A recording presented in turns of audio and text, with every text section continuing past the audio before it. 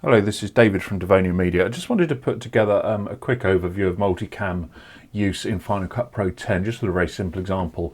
This is in response to somebody on the internet who asked a question of how you do this. It's not going to be an in-depth tutorial, just to give you a highlight of what's possible.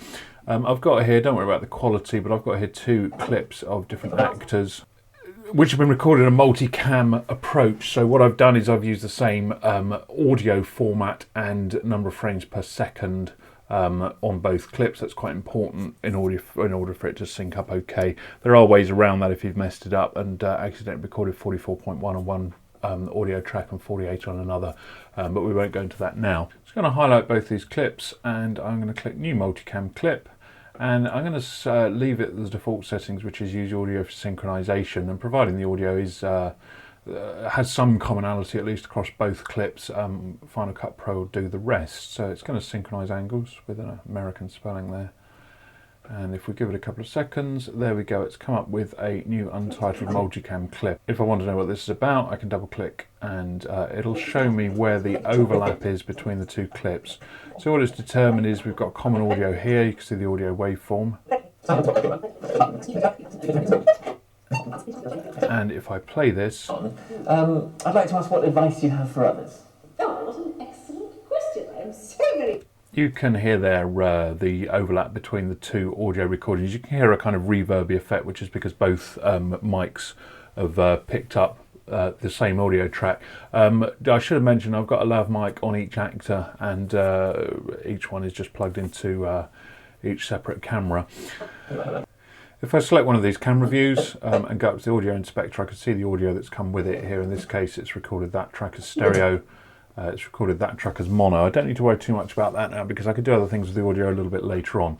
What I'll do for now is just exit out of my multicam clip, and I'm just going to take a selection of it. Doesn't matter where we are. Set an in point,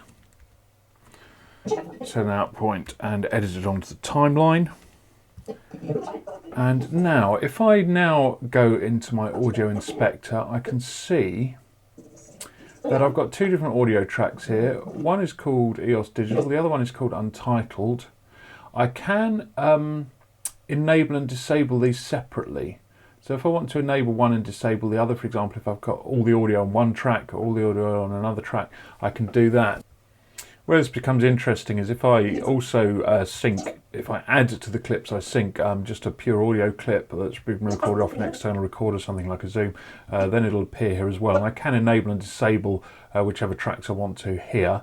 So if I want to disable at this point my on-camera clips because I was just using a camera mic for sync purposes, I can do that now by going to the audio properties, the audio inspector for my multicam clip.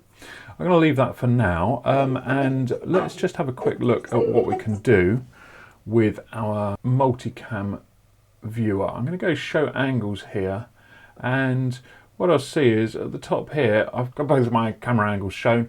At the top here I can select when I'm cutting between them whether I'm switching video and audio, or just video, or just audio. Now for the moment we'll just select video and audio, and I can go to the beginning of my clip. And some comments suggesting that the award should... And as I go through, let's turn that down a bit. As I go through, I can select simply by clicking on which camera angle I want, which camera I'm going to go to.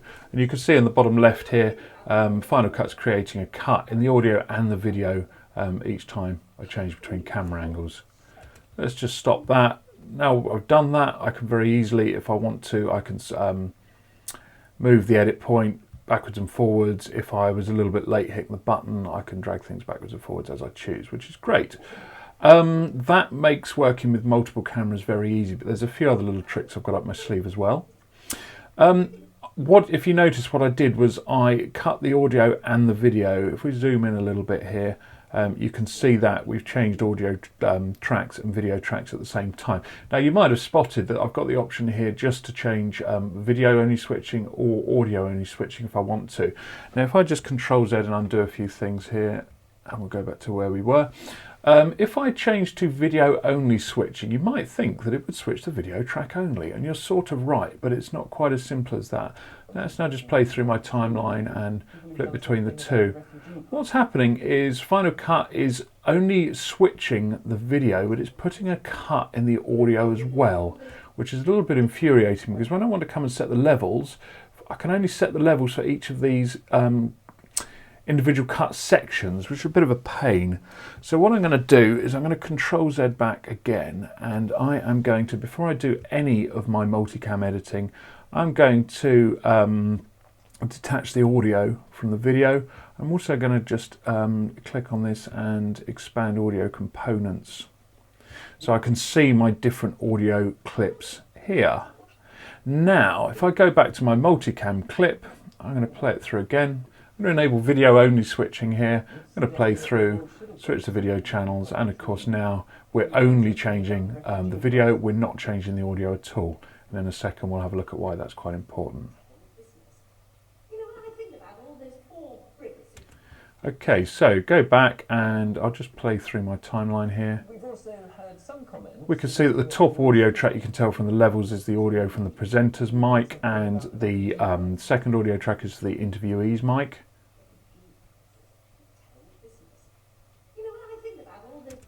Now, if I want to start doing some audio editing, because I've got both tracks preserved here, I can very easily start to crossfade between the different mics. So we'll just go to the end of that presenter's speech. There we go, it's about there. I can knock it back a few frames if I want to. I'm just going to select the range selection tool, select the actor's mic, and all I'm going to do is just fade down the actor's mic there. And we'll just listen to the actor's track. She's a little bit quiet to start with, so what we'll do is we'll just select this little bit of the audio here, and we're going to fade it up a little bit, just to add a few dB to it. Let's just add the full 12 to it. And at this point, if you listen to the audio, we're getting a lot of echo. The reason we're getting a lot of echo is because at this point we're actually listening to the sound off both mics. So if I find the end of the actor's audio, which is about there, I can then select the presenter's mic for that section. I've missed the end there, but let's select the presenter's mic for that section, and I'm just going to fade the presenter's mic down for that section. And likewise, I can just go through my audio tracks. The moment we've got the presenter talking, now we've got the actor. So for the sections where we've just got the presenter talking, I'm going to select the actor's mic and I'm going to fade it down. And then when we've got the actor talking, I'll select the presenter's mic and fade it down. And if I wanted to, I could actually name both of these tracks, which is quite a nice way of just making it a little bit easier to deal with. The approach we've worked with here means that all my audio and my video are totally independent. So if you look at the audio fades, the video fades, the refugee crisis, for example. Oh, yes. are totally independent. And of course, anything I do, if I want to, for example, if I just go back to my select tool, if I decide that this video cut's a little bit too late, I want to make it earlier, I can do whatever I want with the video track. It's not going to affect my audio mixing at all. Clearly, I've not mixed my audio very well here. This is purely for demonstration purposes. But if you just go through your audio track, it's actually very quick to fade up, fade down the audio and mix the audio. You can't do it quite real time, or I can't, but certainly I can do it probably not much slower than half or 2/3 of real time. Anyway, I hope that's been a useful introduction to the multicam working approach in Final Cut. Obviously it's a very simple demonstration. If you have any comments, please let me know in YouTube comments.